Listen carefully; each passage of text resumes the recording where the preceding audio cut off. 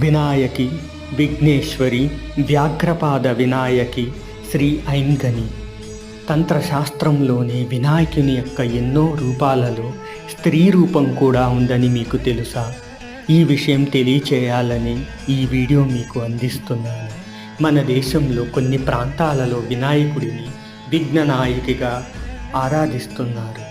తమిళనాడు రాష్ట్రంలోని కన్యాకుమారిలోని సుచీంద్రంలో గణనాథుని మనం గణేశ్వరిగా చూడవచ్చు. ఇంకా మధురై ఆలయంలోని చొక్కనాథుని సన్నిధికి పక్కనే ఒక స్తూపంలో నిల్చున్న భంగిమలో వినాయకిని గమనించవచ్చు.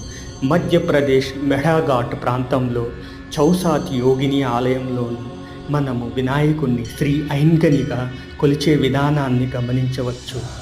మీరు ఎప్పుడైనా అక్కడికి వెళ్ళినప్పుడు ఈ విషయాన్ని తప్పక గమనించి వినాయకుని దర్శించి ఆవిడ కృపను పొందగలరని ఆశిస్తున్నాను.